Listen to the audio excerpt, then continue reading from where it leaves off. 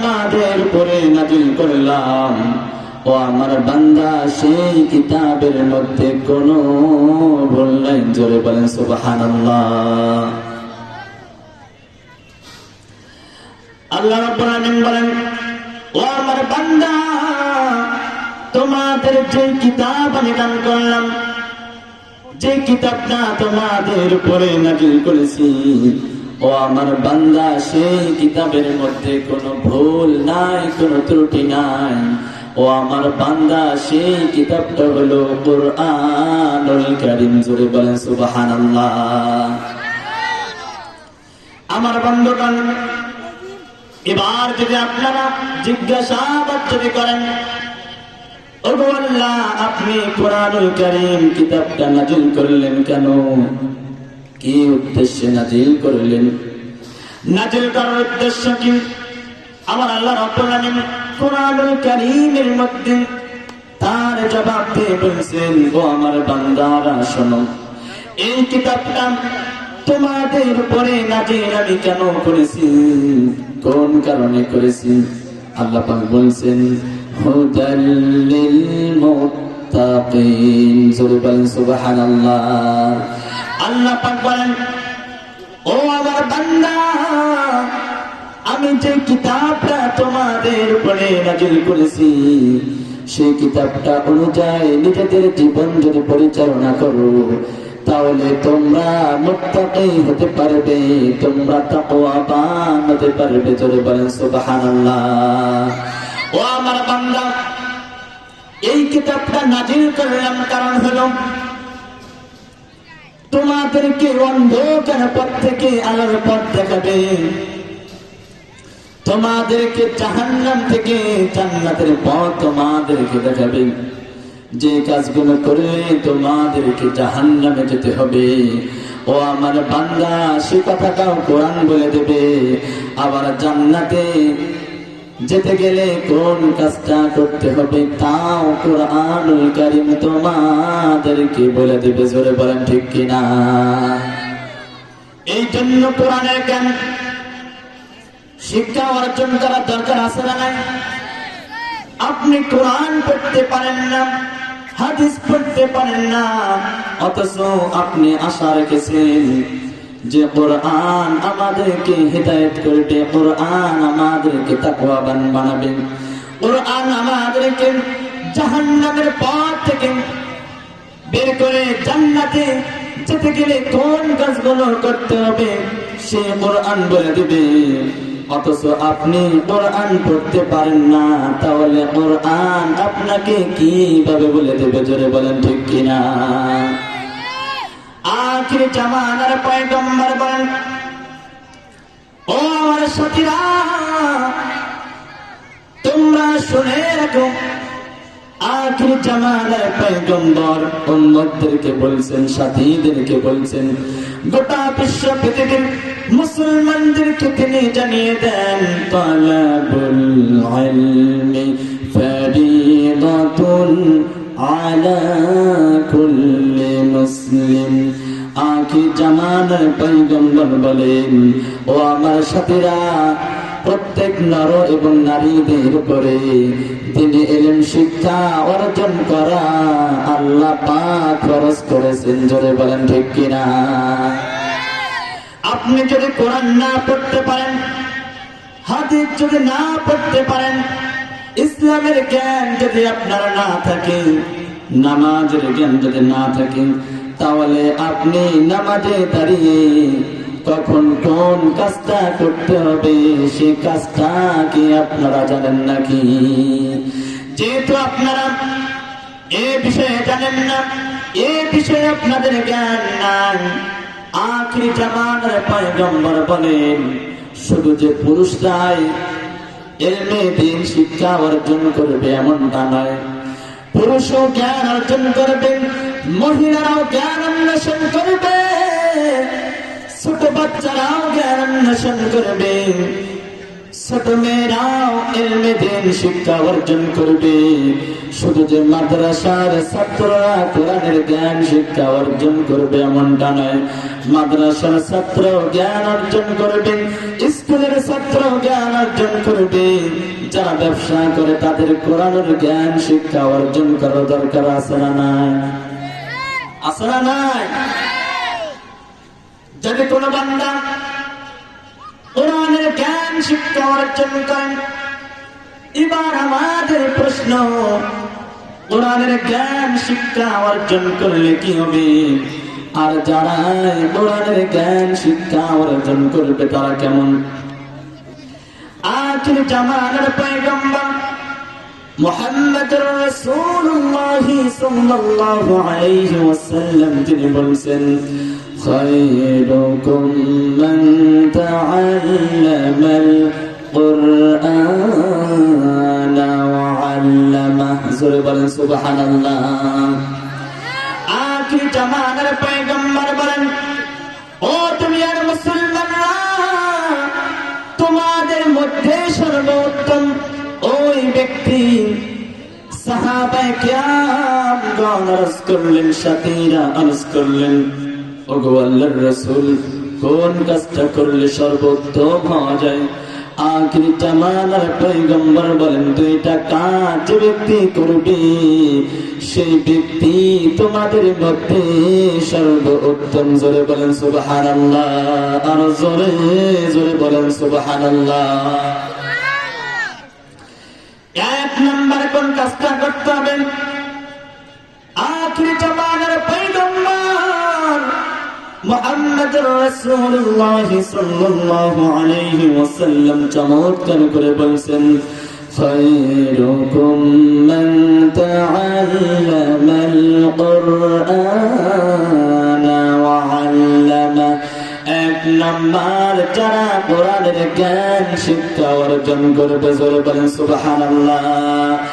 আর দ্বিতীয় নাম্বার, যে ব্যক্তি কোরআনের জ্ঞান শিক্ষা অর্জন করার পর অপর ব্যক্তিকে যারা শিক্ষা দান করবে, আখির জামানার পয়গম্বর বলেন, ও মুসলমানরা, তোমাদের মধ্যে সর্বোত্তম ওই ব্যক্তি। জোরে বলেন সুবহানাল্লাহ। তাহলে সর্বোত্তম হতে গেলে কোরআন শিক্ষা অর্জন করার দরকার আছে না নাই? নাকি শুধু মাদ্রাসার ছাত্ররাই জ্ঞান অর্জন করবে আর আমরা অর্জন করবো না এমনটা? যারা দোকানদারি করেন ওরা মনে করেন যেমন আমাদের মনে হয় কোরআন শিক্ষা অর্জন করা লাগবে না, ঠিক কিনা? প্রত্যেকটা শ্রেণীর ব্যক্তিদেরকে কোরআনের জ্ঞান, হাদিসের জ্ঞান শিক্ষা অর্জন করার দরকার আছে না নাই? এই কোরআনের জ্ঞান শিক্ষা অর্জন আপনি চাইলে কোরআনের হাফেজ হতে পারবেন,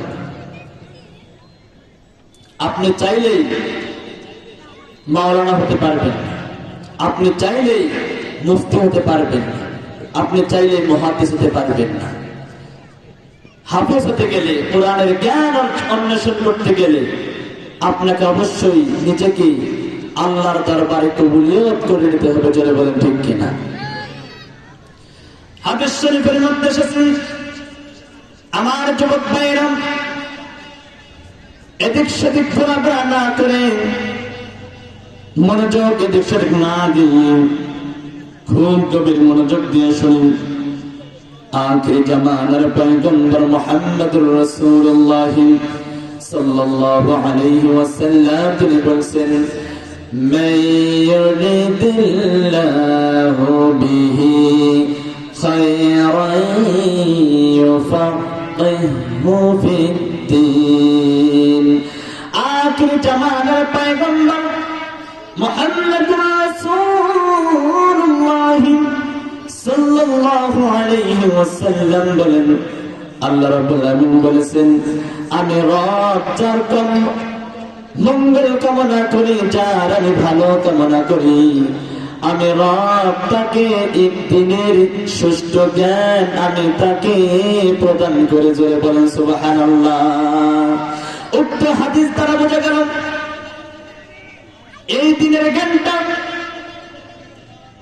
দিনের সুষ্ঠু জ্ঞান আল্লাহ পাক যাকে পছন্দ করেন, যার মঙ্গল কামনা করেন, তার মানে আপনি গুনাহ করবেন, আল্লাহ আপনাকে মঙ্গল কামনা করবেন।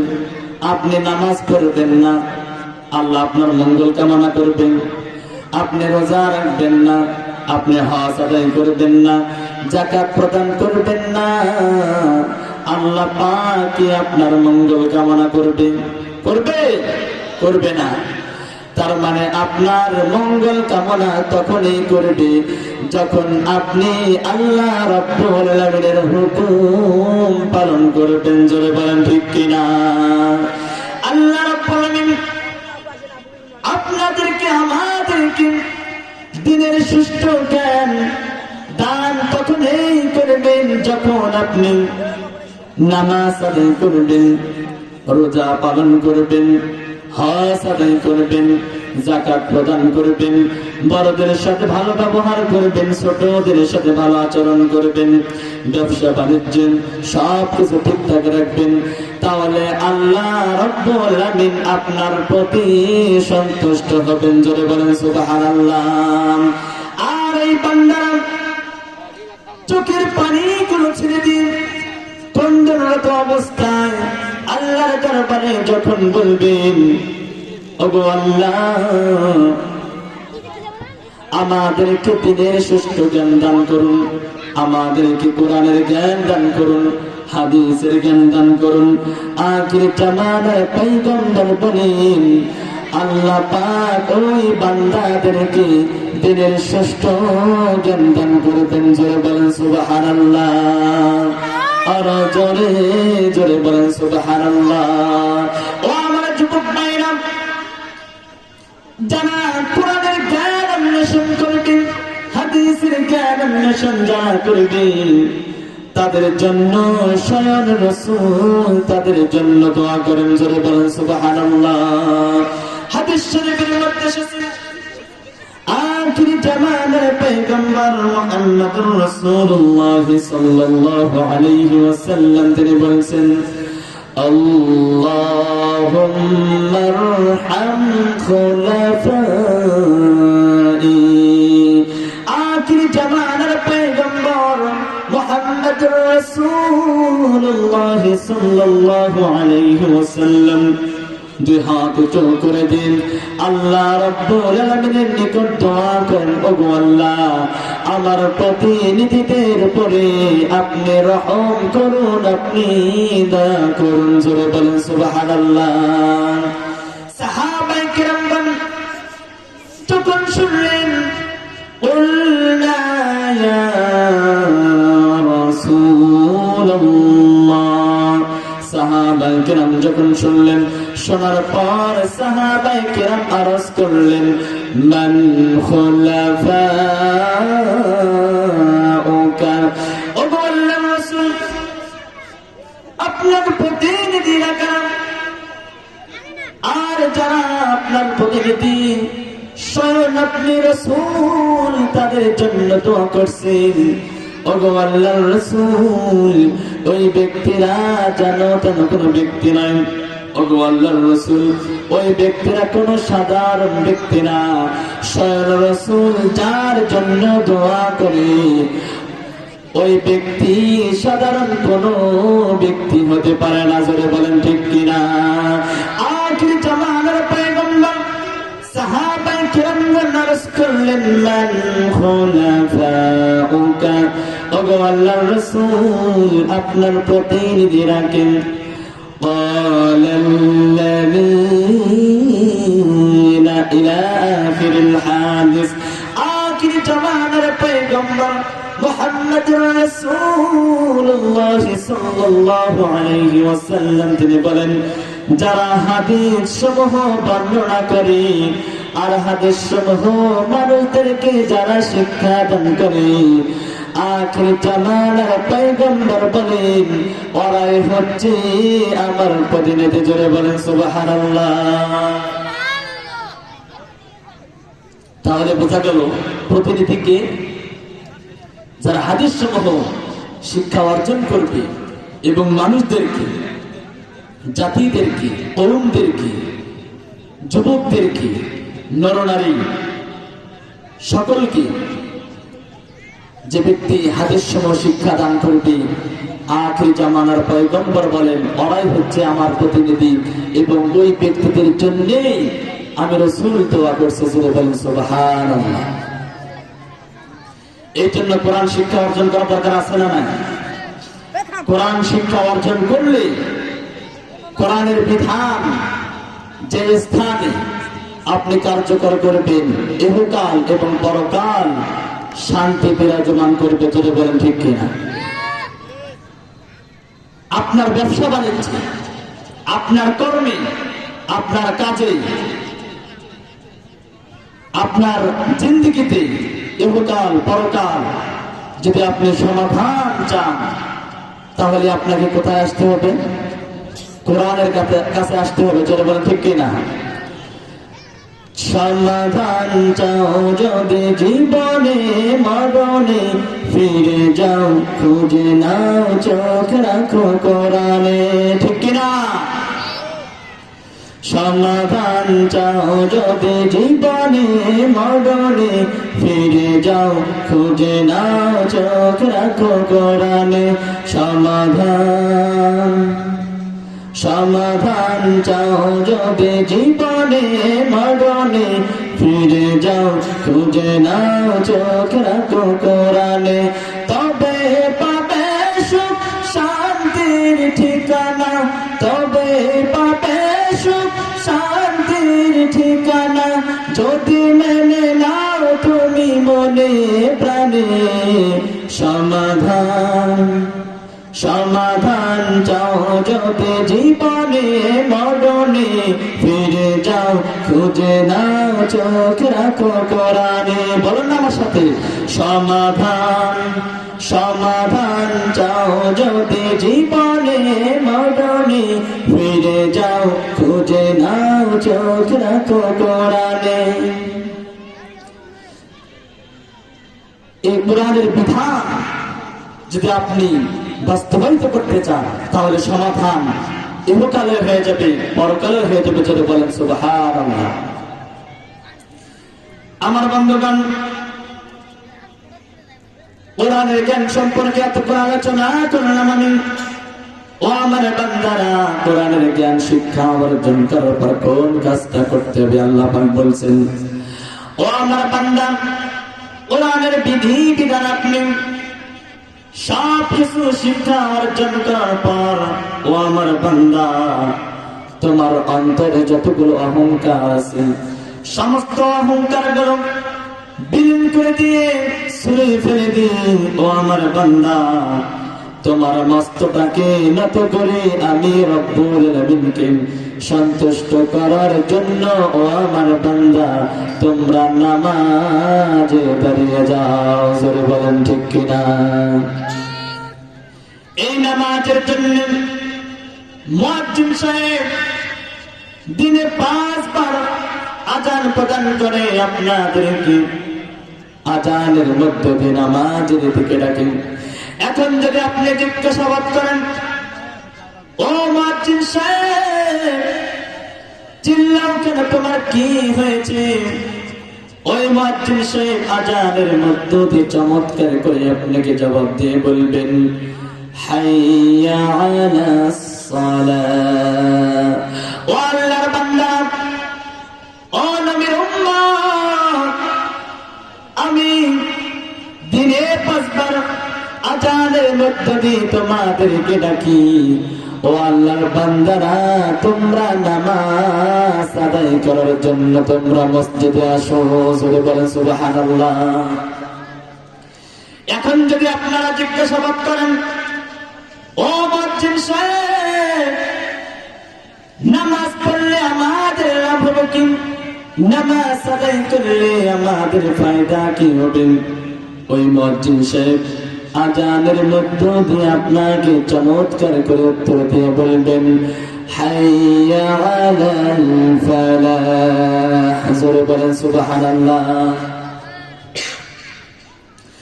মুয়াজ্জিন সাহেব বলবেন, ও আল্লাহর বান্দা, নামাজ আদায় করলে সালাত কায়েম করলে তোমাদের মঙ্গল হবে, তোমাদের ভালো হবে। জোরে বলেন সুবহানাল্লাহ।